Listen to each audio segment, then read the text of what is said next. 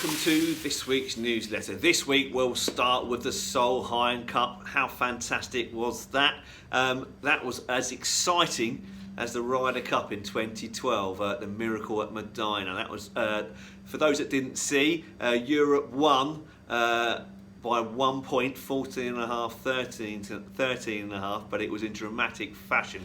Suzann Pettersen on the last hole needed birdie to win the match for Europe, and she was left with a 5-foot putt for birdie, and she managed to roll it in dramatic fashion. For a long while, all afternoon, it looked like America were going to win quite comfortably, but then a late surge from Bronte Law, and then Anna Norquist won the final match, and then, like I say, Suzann Pettersen, who was out 11th in the list, she had to win her match to win the Solheim Cup. If she had missed the putt, it would have been a draw, and America would have kept the Solheim Cup because they won it last time. So yeah, fabulous competition, brilliant tournament, great to watch. It looked pretty cold up there on the first couple of days, but the sun came out on the Sunday, and the ladies were there. They showcased their talents fantastically, and it proved to be very exciting in the end. Again, I was jumping off my sofa, which becoming a bit of a regular occurrence this year for sporting events. But yeah, fantastic. Well done to the Ladies European Solheim Cup team, and Katrina Matthews, the captain. Fantastic stuff, winning there in Scotland on her home course. In other tour news, Sergio Garcia won the KLM Open in Holland. A nice return to form for him. He's not had a great year. And in America, Joachim Neiman from Chile, a young 20-year-old, won the Greenbrier Open by 6 shots. A very impressive young talented man, as there seems to be so many these days. But yep, the Solheim Cup was the highlight of the weekend for me, even beating the Norwich City versus Manchester City match, but that was pretty impressive as well. But yeah, brilliant, great golf, great to see the ladies golf thriving there up at Glen Eagles. In course news, Danny's out there as we speak, doing all the greens maintenance work. As I said last week, it's unfortunate, but it is a necessary evil. It does mean we'll be on temporary greens for most of the week. He normally puts them back onto the main greens Saturday afternoon, weather permitting, so we should be back on the main greens by Saturday afternoon, but just give us a call in the meantime and we can let you know more. It's a necessary evil because basically he hollow tines the greens to get rid of the compaction, so they're nice and soft when we hit golf balls into them, so we're able to hold them. And then also he's put loads of sand and seed in them. The sand goes in to fill out the holes.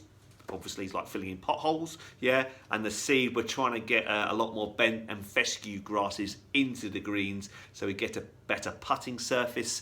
Those that have played recently have seen the brown patches on the greens. Well, that's the annual meadow grass, the Poania. That's a really high maintenance grass, and Danny's trying to lose that grass and replace it with the bent and fescue. So although the dry patches, the brown patches, don't look particularly very great because the grass has dried off, that's actually a good thing in the long term. It doesn't make for very good short-term putting surfaces, but in the long term they will be replaced by these bent and fescues, which are much easier to maintain. They require far less water on the greens to thrive, plus the fact they don't grow nearly as quickly as the Poania grass does as well. Those that play late in the evenings will notice sometimes that the Poania grass is the white-headed grass that grows a bit quicker than the bent and fescues grass, and that's why in the evenings the greens can get a bit bumpy because you've got two types of grass growing. So ultimately that's what Danny's trying to do. It is it's part of his 5-year plan to make the greens better. What are we, only halfway through his 3rd year now of him being here, but he's done a fabulous job already. So yes, although it's annoying, yes, we're on temporary greens this week. It is a necessary evil. It will make our greens much better in the long term.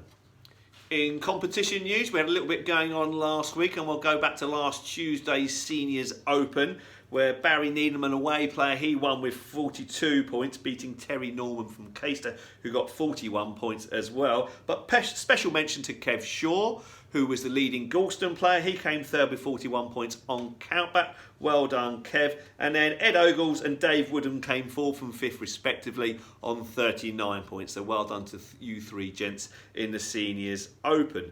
Last Wednesday, the ladies played their divisional Stapleford competition, where Jane Standen won Division 1 with 33 points. Neil Majeri won Division 2 with 34 points. And Jean Eagling won Division 3 with 32 points. On Friday, the ladies played their 13-hole competition on Friday the 13th, where Jenny Watson won with 31 points over 13 holes. 5 under your handicap, Jenny. Very good golf that, well played. Shame you couldn't make it 18 holes and get that handicap cut, but well done, Jenny. That's a great score. 5 under for 13 holes is very good. And then Sunday we had a roll-up Stapleford. A good entry in that. 47 of you played in the roll-up Stapleford on Sunday. It was a gorgeous day. Where Nick Bickers won with 39 points. Well done, Nick.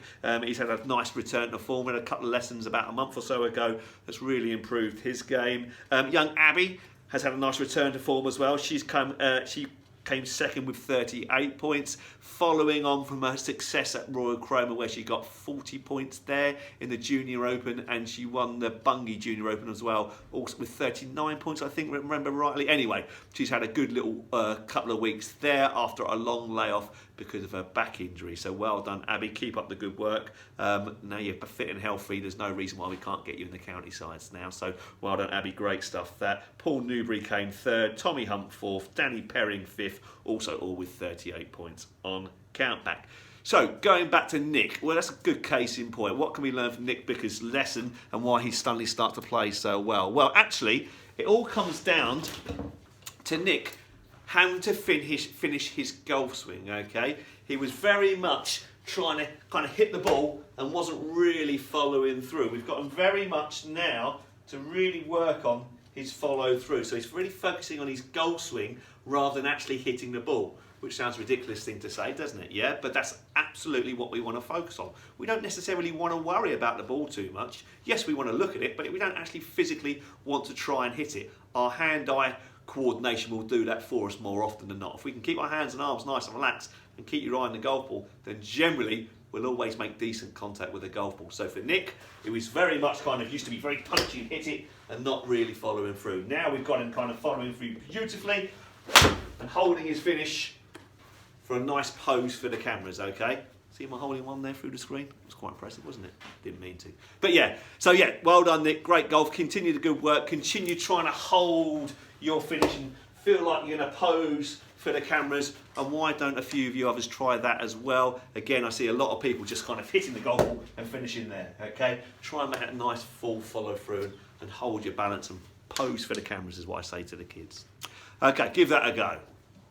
Okay, finally for this week, we'll go into fixtures for the next 7 days. Not much going on this week because of the course maintenance going on, but the ladies are still going to go out there and play their red, white and blue competition on Wednesday between 9 and half 11. Nothing on Thursday.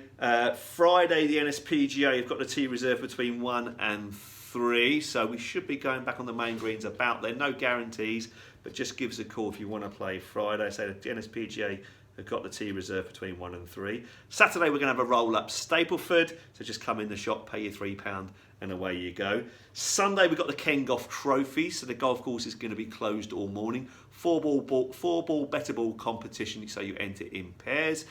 John's been a bit late putting the notice up, so if you do want to play, just give the office a call, tell John, and he can go and put your name down, or email him and he'll put your name down for Sunday morning. He apologises for that. And then Monday, we've got the course rating. So the county here rating the course, assessing the stroke indexes, and rating the blue tees as well, and the new white tees that have been put in place. Okay, so they're out there Monday morning. They're just going to be dotted about the golf course, so just give them a little bit of space so that when they're assessing the golf course, you're not getting in the way too much. Yeah, so just common sense there, really. Okay, that's on Monday. Tuesday the 24th, there's nothing on, and then Wednesday the 25th, the ladies have got their Scratch Challenge Bowl and Handicap President's Cup between 9 and half 11.